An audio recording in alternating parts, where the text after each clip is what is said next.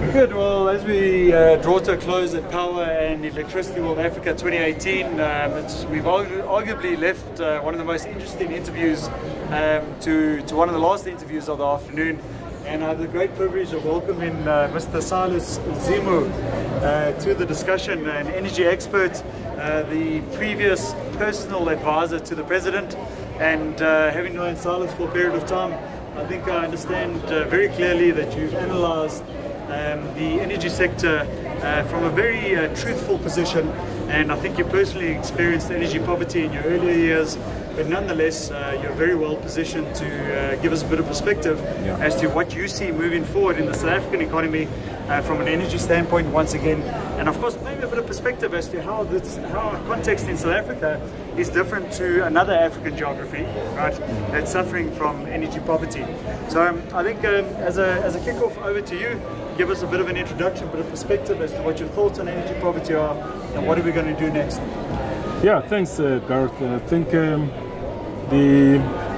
we've always had good discussions on energy, but unfortunately the challenges seem to be changing too fast. Quicker than what you can speak. Exactly. Every time we meet, we're not even talking about what we spoke about last year. The biggest challenge that we have at the moment is leadership. Leadership in our institutions that are supposed to be ensuring that the country has got enough energy. Leadership that understands where we come from with our energy, taking into consideration the African regime that had given us so many thousands of megawatts, and that drive was for industrialization, that drive was for job creation, and we don't seem to be following that route. So since 1994 we've been eroding those megawatts. Electrification came into play. Yes, we had some industrial customers coming in, the smelters, but then we stopped where it's important on giving the mines, the smelters, the good service, the good products, including a good tariff. So, and at the same time, we were educating people well enough to understand what energy is all about. And today, people want energy. For sure, and they understand it. They understand it, and they're not going to wait for you and I to say, fill up a form, you will get this. They connect themselves as we're talking. And in ensuring that South Africa has enough energy access for especially the poor, we have to define the poor and say, now that there are technologies that we can use to do what former President Thabo Mbeki said of free electricity, which never happened. Which should happen. Yes. Maybe that's how we can be creating wealth for our people instead of trying to create jobs which we really cannot. No country has ever created jobs for every citizen. Well, one of the very positive aspects of what you're mentioning and the whole erosion that you signified there, I think we entered into a position of erosion block a few weeks ago, which was fantastic. And this has just opened up the thinking, the perspective moving forward, which was absolutely critical to the South African economy.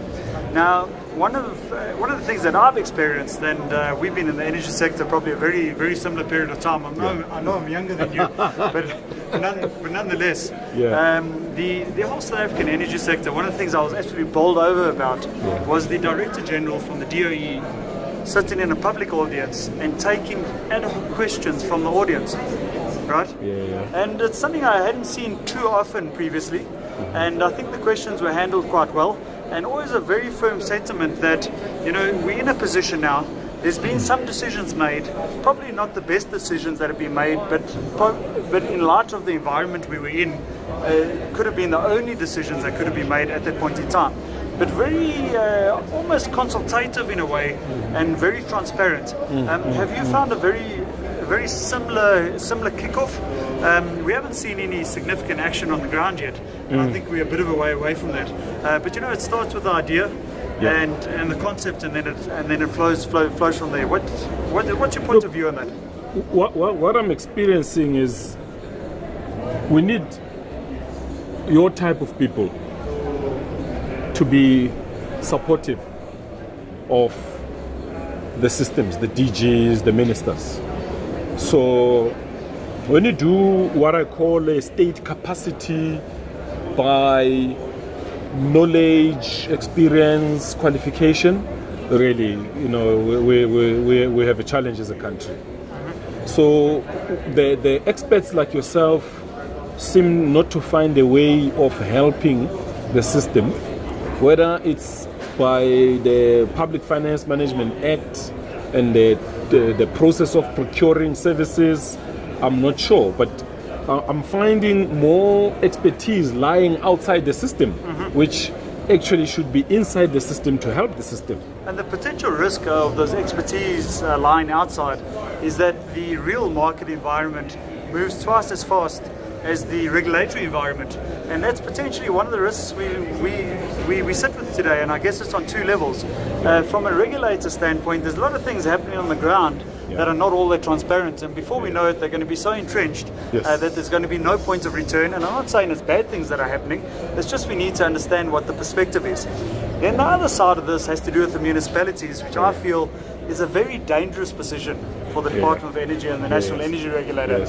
Because if the right decisions, and not necessarily right in what actions are going to be laid out, but if the right decision is made at the appropriate meeting, it's going to be an interesting discussion, because as soon as the municipality takes on that constitutional right to supply affordable and consistent utilities to the members of that particular municipality, we've got a serious problem, because we're heading into a distributed energy environment, which I feel is the right solution, but we also do need a bit of control. And I guess it would be the City of Cape Town. I mean, we've got the City of Cape Town in court with the Department of Energy now. We've got Nelson Mandela Bay trotting along. And of course, we've got Ekurhuleni, which I think is getting very strategic in their approach and effectively what they're going to be rolling out. NUMSA and the IPP. That's what we just discussed on having empowered people on what energy is all about. They are now seeing it as something that they can't allow anybody to be the only person who say how should they get it. Because you and I are the consumer. Exactly. I always remind CEOs that just remember, you've got a family that is also your customer. Exactly. So when you take these decisions of high tariffs, of long outages, not enough planning, trying to approve an IRP that's why can't we sit together and plan? Exactly. And I always argue that government needs consultants. Yes, there's consultants who come into government and want to stay, but I mean, government must manage that. I mean, it's part of the HR process. Exactly. You must be able to say to a consultant, your time is up, go. But get knowledge, get support, the benchmarks of what's happening around the world, and then you can then learn and go and learn. I mean, the scenario of why do we have to start a river when there's already a flowing clean river? Why is South Africa so fond of doing pilots on things that are doing well outside there? I mean, we kind of understand what we need to do, right? It's frustrating because we can't make any more wrong decisions because we've made most of them already. Right? So I mean, the only decision left now is to make the right decision. But we discussed this in the morning, you and I. Soon, our utilities are not going to be the same, because as we're sitting here, as you look at all the people who are displaying their products here, people are going off grid at an alarmingly fast rate. So individuals like yourself have started companies that are approaching shopping centers. They are partnering with the big industry to put them off grid. Okay, and these guys are the ones that are keeping the revenues of the utilities and municipalities going. So the model of how the tariffs and the municipalities are going to work is changing. Hence, the municipalities are frustrated. Okay. Now, when you then have a say that, look, the demand is reducing, I'm saying it's not the demand reducing. You've lost a customer. Yes. You can't say it's a demand. It's It's got not a little there. bit to do with the economy, but in essence, if it drops off on the 1st of May, it's pretty clear. It makes financial sense. So what Exactly. we need is our utilities to take those products, put them into their bucket of offerings, give them to these shopping centers on a long-term repayment which is cheap, but still contain. And make it work. Make it work. But another thing with the utilities and in particular the municipalities, you also reach a point from a cash position of no return, right? So you can either get further down into the bottomless pit, or you can actually make a decision where you just put your hands up and you say, we've kind of hit the end of the road now. Okay, we need to allow a bit more involvement. We need to allow a bit more transparency, South African participation, and by doing that, you're actually going to ironically strengthen the economy again. And in principle, that municipality that is sitting there, as well as the utility, works on the basis of cost of service and cost of supply in terms of utilities. So there's not even a discussion to be had how much you can protect yourself in the terms of revenue, etc. Yeah. If you're offering a service, you've got to provide it. Yeah. And if you're working on the model of cost of service and cost of supply, that's very simple. You provide what you can. Yeah. Whatever percentage you cannot supply, it's yeah. almost criminal to mislead the public that you're going to continue trying to do it when you've got a 20-year isn't case it an study where it doesn't work. opportunity? Of course it is. Your mom, my mom, would like to get these renewable new technologies from a reliable utility that they know of. And it's an ESCOM and a municipality. Exactly. So if a Silas and Silas and company forms... I thought you almost said Silas and Gareth. Silas and Gerard start a company tomorrow. It's going to be difficult for us to say to people in Soweto, we're going to put solar panels on your roofs. This is how much you're going to pay us. Okay? But if it comes from the mayor, people will say, with a look, strategic partner. Exactly. The mayor will go, but the city is going nowhere. So this product will be linked to the rates and taxes, and it will be there for life. And it becomes a bit of an apolitical environment. Exactly. And So that's where the leadership question comes in. Do our leaders in the utilities, in the municipalities, understand that this change that is here to stay? I'm not sure. I think it's twofold. I think there is a lot of understanding, but I think there's also been a lot of undue political pressure in the past that prevented a lot of the development. But nonetheless, you do also get to the point where your time expires and the decision gets taken out of your hand, right? And someone else makes the decision for you. And if I had to take a wild guess, I think from a state utility standpoint, and listening to an interview that was given by quite a senior minister a few days ago, I think it's kind of on the cards, an unbundling process over the next 2, 3, 4, maybe 5 years, somewhere around there, and that's going to be offering a lot of transparency, not only locally but internationally as well. Unbundling, I guess, we have not ignored it as a country. We've been discussing unbundling for many years. For a long time. The challenge is, if you were to buy a distributor, let's say ESCOM Johannesburg, would you accept to take Alexandra and Soweto and Diepsloot as your customers? But this is where the whole digitization space comes in. The whole aspect around the information, the Internet of Things, blockchain. So you got to bring a completely new block to the table now. You've got to say we're going to be dealing with this in a new way, in a new manner, and we're going to put certain stop losses in. Innovation. That we don't get too far down the line. So as an entrepreneur, you're also an entrepreneur. Thinking about it, the simple answer to you would be yes off the bat. And the reason being is that I know for a fact that there are I can do it in a third of the time. I can do it at a fifth of the price. Right? And we can move this economy forward. It's as simple as that. It's as simple as that. And that's why the answer is yes. Now, that's why then the challenge is, if you had to do that, you're going to need a lot of support on getting people to understand that the change from a municipality or ESCOM to a new company is bringing benefits. Okay, You cannot do it without involving local entrepreneurs. Of course. And in this case, women and the youth to be involved and let them own these solutions. In the community, by in the a community, by the community. Yes. Imagine every house in Alexandra having rooftops, solar, Phenomenal. and selling into the grid. You're not creating jobs away from people. You're creating wealth in their houses. You know? And you can then count how many of those you've done and how much are they making per month without having them coming out of their houses into a taxi, into a train, Exactly. to a factory. You know? And if you consider the whole professional services industry, that's a big part of it as well.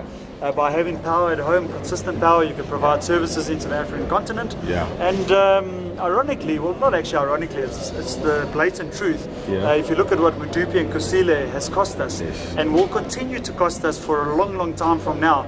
Electrification in terms of renewable energy is possibly a far more sustainable option today in 2018 than what was ever projected 5 years ago. This is, if you look at the investment made by IPPs on the renewable side, and the speed by which they are commissioning projects the size as what ESCOM and municipalities are building, there's value in allowing that drive of independent power producers to be part of the whole energy mix. We can't do it alone. We remember when we hosted the Soccer World Cup 2010, we were about 40 odd million. We are 56 billion now. Yep. And every population growth is a demand to the electricity supply. So and it's a cheap price to pay for cheap. education Exactly. and healthcare. Exactly. Two of the fundamental pillars of a democratic society. Hence, I say if we have our leaders going around listening to experts, not seeing experts as enemies, then we can then change this thing, and we can create so much wealth that South Africa can actually be the energy hub for sub-Saharan. Very comfortably in terms of professional services as well. Not many sub-Saharan countries can raise capital that is needed for the power they need, but we can do it here. We're already connected to many of them, So why do we say we have excess power when we should actually build more and sell to our neighboring states? People follow electricity. Nobody has left Zimbabwe to stay in Pampurstad where there's no power. Exactly. They all come to Joburg, Cape Town, Durban, Pretoria, Ekurhuleni, and because there's power, there's street lights. Gives you a heartbeat. Exactly. Gives you a future. So if we take it to where they come from, we will definitely reduce. We may not eliminate the influx, but we will reduce the number of people coming into our cities and stimulate local industry at the same time. Then you and I can visit those countries, knowing that there's what we know as a switch on the wall, a light, and a refrigerator, of course, with a cold beer. Sounds excellent. Well, that draws to the close of our interviews at Power and Electricity World Africa 2018. I've been thinking for the past few hours, having been through many interviews, how we're going to cap it off and how we're going to draw a synopsis. But quite frankly, I think this interview was the synopsis of the day, and a huge amount of positive sentiment from South Africa as well as our international counterparts that have visited Power and Electricity World Africa 2018. And it's going to be a very exciting transition into 2019. We've got political upheaval that will hopefully stabilize. We have a decentralized private sector market which is gaining great momentum. You add these two areas together, a bit more volatility, and I think we kind of got a traditional South African environment that we're all accustomed with. And nonetheless, it's going to be fantastic to see where we are in a decade from now. But nonetheless, from our side, Gareth Gregory and Mr. Silas Zimu, thank you very much for your time. Thanks, my friend. And we look forward to chatting relatively shortly again. Always a pleasure. Thank you. It's always nice to be interviewed by a knowledgeable person. Well, it's nice having a knowledgeable guest.